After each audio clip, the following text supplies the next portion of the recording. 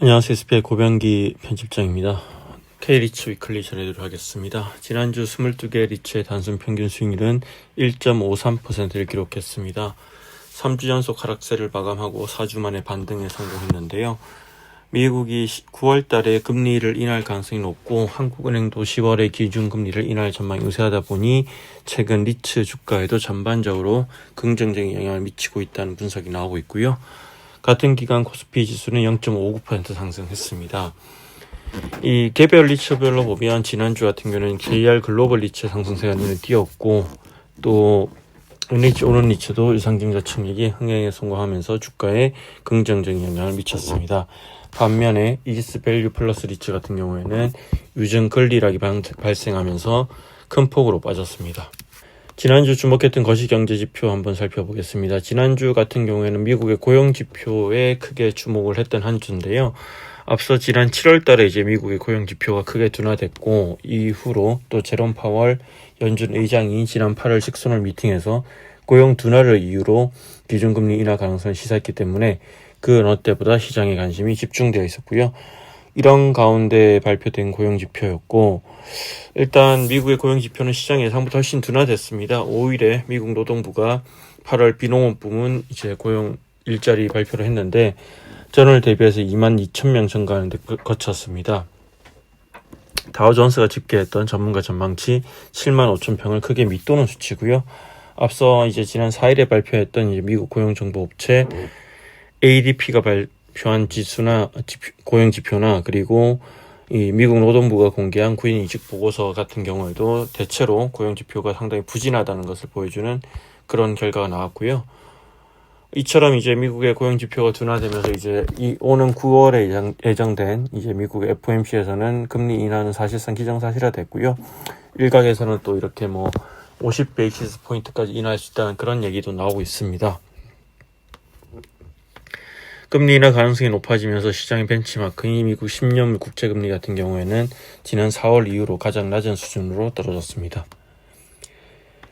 이번 주에는 또 미국의 8월 소비자 물가지수와 생산자 물가지수가 발표되는데요. 고용 둔화로 인해서 9월 금리 인하가 기정사실화된 상황이기 때문에 미국 물가지표에 대한 주목도는 다소 낮아진 상황이지만 다만 고용 안정과 물가 안정이 연준의 두 가지 중요한 책무인 만큼 향후 금리 인하 폭과 속도에 영향을 줄 수 있기 때문에 주목해 볼 필요가 있어 보입니다. 개별 리츠 소식 좀 전해드리겠습니다. 지난주 같은 경우는 전체 22개 리츠 중에서 19개 리츠가 상승하고 3개 리츠가 하락했는데요. 앞서 말씀드린 대로 가장 큰 폭으로 오른 리츠는 JR 글로벌 리츠이고 한 주 동안 6.09% 올랐습니다. JR 글로벌 리츠 같은 경우는 전주에도 3.24% 올라서 상승폭이 가장 컸는데요. 주간 기준으로 보면 3주 연속 상승세입니다. JR 글로벌 리츠는 지난해 1조 원에 달하는 대규모 리파이낸싱을 진행하면서 조달금리가 크게 올랐고 이에 따라서 향후 3년 동안 40% 수준의 배당컷이 예정되어 있습니다. 또 한해 지정상권 이슈가 불거지면서 주가에 부정적인 영향을 미치기도 했는데요. 이에 지난 1월에는 2,335원까지 주가가 하락하면서 52주 신저가를 기록하기도 했고 또 올 상반기까지만 하더라도 연초 대비해서 6% 가까이 주가가 하락했는데 최근 상승세를 보이면서 또 연초 대비해서는 4%가량 주가가 오른 모습을 보여주고 있습니다. 다만 해외 자산을 담은 리츠에 대한 불신이 여전한 상황이기 때문에 추세적인 상승세로 이어질지는 지켜봐야 할 것으로 보입니다. 실제 JR 글로벌 리츠 같은 경우에도 최근 주가가 많이 오르긴 했지만 여전히 주가가 2,000원대에 머물러 있는 상황이고 또 리츠 MC인 JR 투자운용에 대한 투자자들의 불신도 깊은 상황이기 때문에 이 최근의 반등이 추세적인 반등으로 이어질지는 좀 지켜봐야 될 것 같습니다. 그리고 NH 오른 리츠가 5.1% 올라서 상승폭이 컸는데요. LH 오른 리츠 같은 경우에는 유상증자 청량률이 예상보다 높게 나왔습니다. 이러한 점이 주가에 긍정적 영향을 미친 것으로 풀이되고요. NH 오른 리츠는 현재 D타워 돈이문 편입을 위한 자금 마련 목적으로 유증을 진행하고 있죠. 지난 9월 1일부터 2일 동안 양일간 구주주 청약을 실시했는데 청약률이 135.42%를 기록했습니다. NH 오른 리츠의 유증 발행 확정가는 2,970원이고 신주 상장일은 9월 22일로 예정되어 있습니다. 이외에도 이리츠 코크랩이 4.12% 올랐고 ESR 캔달스퀘어 리츠도 3.53% 올라서 3% 이상 상승하면서 크게 올랐습니다. 아울러 SK 리츠가 한 주 동안 2.72% 상승하면서 5,090원으로 한 주를 마감했습니다. 반면에 가장 큰 폭으로 내린 리츠는 이지스 밸류 리츠고요. 한 주 동안 4.03%를 하락을 기록했는데 ES 밸류 리츠 같은 경우에 유증 권리락이 발생하면서 주가 하락폭이 컸던 것으로 풀이되고요.